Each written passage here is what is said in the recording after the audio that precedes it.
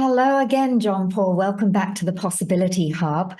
And some people may think this is a doom and gloom subject, death rites, except it's very enlightening. And I know as a sacred site whisperer, where are you taking us in the world today? You've got a little tour we're going on today.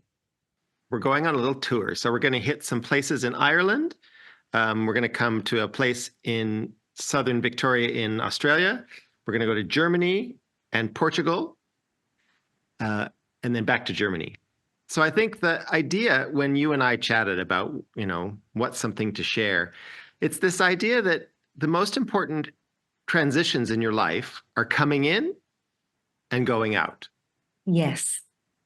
And I think we do an extraordinary job in our present culture about coming in, depending on your culture, but that gets honored. But not very many cultures do a good job with the going out. It's ignored, isn't it? Nobody wants to talk about that transition time.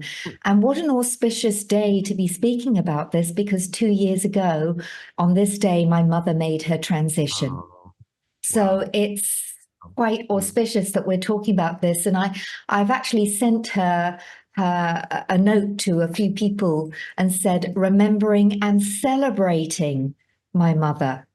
So, rather than many cultures go into that sort of mourning process, but then think about mourning and the double play on the meaning of word morning, a fresh day, a fresh start.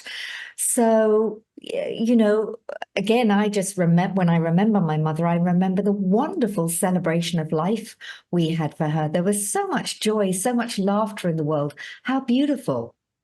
Yeah. Well, I think one of the things, as I've been, site whispering for 30 years, traveling all over the world, when you come across an archaeological site, they just get written off as a tomb. Everything's a tomb, right? Done, it's a tomb. And then they dig a little deeper and they're like, well, yes, but we haven't actually found any bones. Like, well, so I often think that you could say the same about a modern church. If the last thing that happened in that church was a funeral, then this is a tomb. But we do lots of things in the church. Saying goodbye to our loved ones is one of the things that we do. So I think that's a really good example of these sites. And when we start talking about helping your ancestors, your loved ones transition, there's two parts to that. What are the things that we do for ourselves to separate ourselves from that person? And what do we do for that spirit to help them separate from this life? So, John Paul, do you feel That's that another some of story. your work is to reawaken people to the sacred ceremonies, a sacred path of honoring when, you know, especially that transition time, the death rites are a little bit, as I said, they're not very sacred in a lot of ways these days. And, going back to the earth.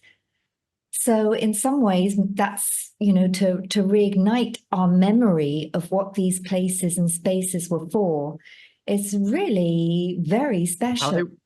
how they were used, and And to then make us reignite that reflect on memory. how do we.